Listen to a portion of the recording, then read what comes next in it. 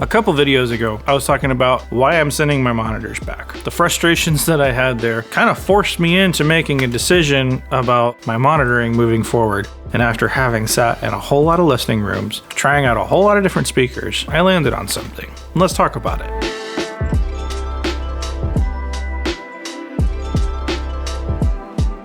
Although this is not a sponsored video, I was given these speakers to try out. I am under no obligation to keep these speakers. I can send them back, I can get something else, I can move on to a different brand if I want to. However, these were provided to me to try, so that you should know that there is going to be some level of bias here. But what I hope to communicate through that is my experience coming to these speakers from a much higher priced item that honestly I really liked, but had a couple issues that I just couldn't work beyond. That kind of forced me into making a decision, and at a monitor that's almost half the price, I really feel like I'm not losing a whole lot. So because these were provided by Focal to try out, if you consider this a sponsored video, I'm not going to blame you. Anyway, let's talk about the speakers.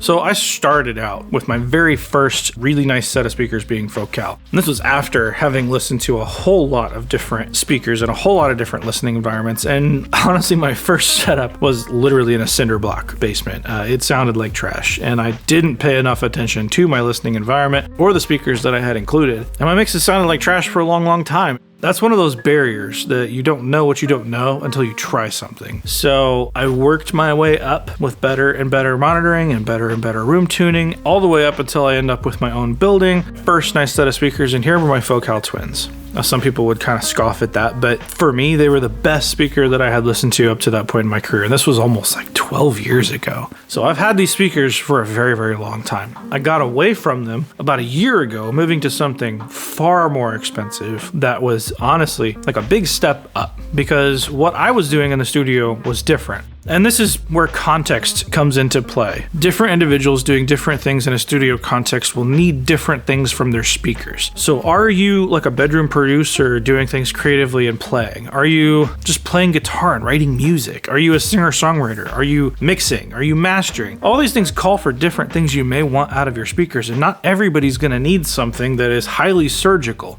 Not everybody's gonna need to hear every individual detail. If you're doing things on a creative basis, and that's all you're doing is creating. You're not doing the surgery on the back end. You may want something that's fun to listen to or that's easy to listen to rather than something that's hyper honest. So not every speaker is going to work for every individual. But for me, what I'm doing in this space, I'm tracking bands, I'm tracking vocals, I'm tracking all different kinds of instruments. I'm mixing different genres from all over the world. I'm mastering a fair bit of music of all different kinds. So I need a speaker that does all those things well. And for me, I definitely tilt towards give me as honest of a transient as you can. I want a very strong center. I want really quick transients. And I still need that speaker to be easy to listen to. After I upgraded my Focal Twins, I got a set of speakers that was very expensive. They sounded amazing. No surprise there. That's when I really learned the value of having a super quick transient and hearing compression in a way that I really hadn't up to that point. There were a whole list of issues with those speakers that I have already done a video on why I sent those speakers back, and we won't get into that in this video, but I'm really glad I got my time with those speakers because they taught me what I really want out of a studio monitor. Even though it didn't come from them, I now can quickly identify what I do and I don't want in a monitor. For me, DSP, I think, is a complete no-go. Too scary of a world to get into, too many things can go wrong, and I want to know that I have full control over what I'm listening to. If something's wrong, it's because I made it happen wrong, not because something under software is messing up and I really don't have a way to know that or control for that. I need a quick transient. I need an honest and extended low end that's as flat as possible. I need something that is kind of a shorter throw. I don't like to have my monitors super far away from me.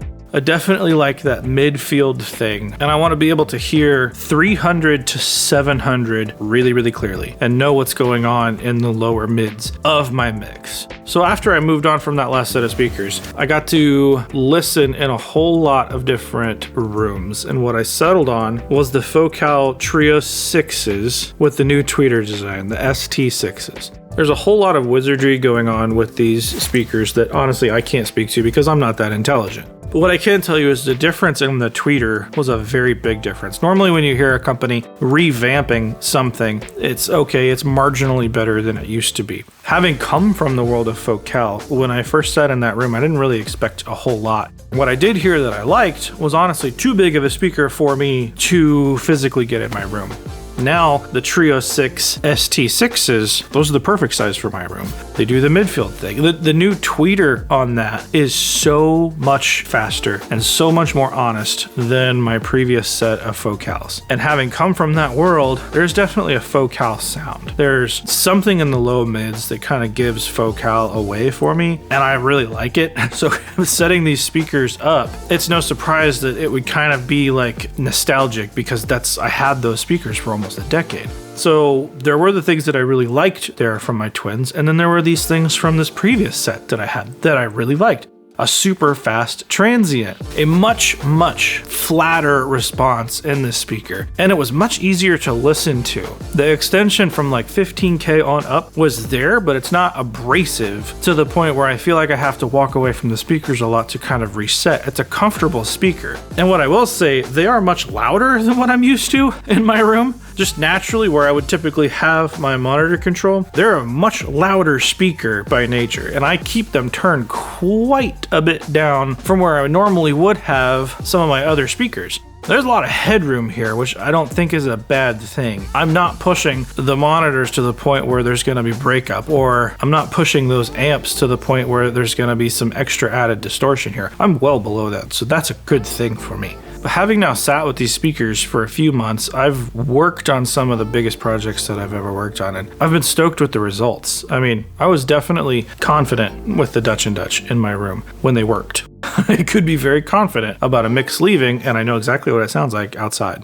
I don't feel as if I took a step down. Even though these speakers are around half the cost of that previous set, I really don't think I have half the speaker. Every mix and every master that I've done in here and taken it out of this building, there's translation there, and that's really important. And that's gonna work differently in different rooms. But the things that are really noticeable, the ST6 line in general, that tweeter design is vastly different than it used to be. The importance of that honest transient helps make a mix so much easier. And you will find if it's your first time doing it, you're kind of beating yourself up. If you pick up a mix from the point where you had from a previous set of monitors, you're almost going to be frustrated because you're going to hear all these things. You're going to want to attack compression settings completely differently. You're going to want to take a look at the impact of your song and the emotional response that is bringing to the table over again. It's going to be a frustrating experience. Well, you'll find at the end of that struggle is that is where translation lies. Hearing that stuff in such an honest way, not given to you in a fun listening way, but an honest way, is the key.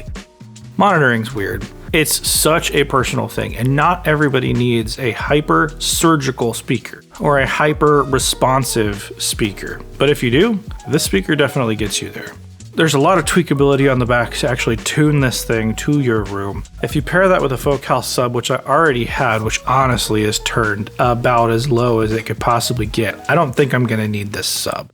Once I'm completely off the weeding process here, most of the time I've been turning it off, which for me is huge because I have always had that sub. Even with my Dutch and Dutch, I had the sub. But with these, I really don't feel like I need that. I definitely keep it on for tracking because it always impresses bands when they're in the room to feel that low end in their chest. But from a mixing standpoint, I've been keeping it off, which is a totally different world for me. Obviously, you have all the things you can dial in your crossovers. You could adjust your top end of the speaker. You can adjust the low end of the speaker. The thing that I thought was definitely gimmicky here was focus mode. I have used it so much. I have it wired to a foot switch that I keep right below my standing desk. And when I'm dialing vocals, I step on that switch and it actually works.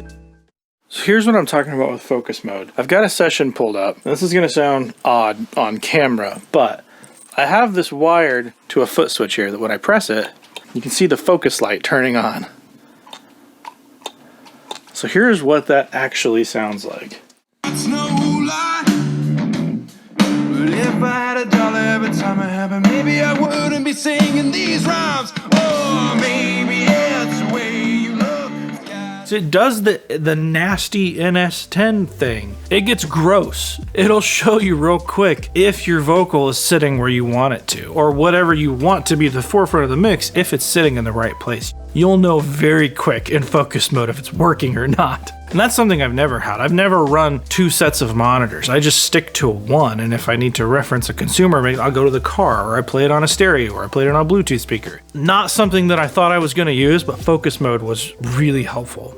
If the Trio6s are too big for you, too much for you, the Solos, ST6s, those are a killer speaker. For me, I need something a little bigger in this room, but if you dig that focal sound like I do, the thing that they're doing in the low end, I don't really know what it is, it's hard to describe. But you want this extra level of transient response and hearing attack times and hearing compression settings. That Solo with an ST6, that's a pretty dangerous speaker in a pretty small form factor. I've got more coming about these. You'll see these in a whole lot of different videos, but I wanted to talk about that process. Does everybody need this set? Absolutely not. Does everybody need a surgical speaker like this? Absolutely not. For those individuals looking for that kind of a thing, I was definitely surprised with how the new tweeter design on these things has made these speakers for me, and how quickly I've been able to turn around projects, how much less ear fatigue I've had, how quietly I can listen to a mix and still get that impact.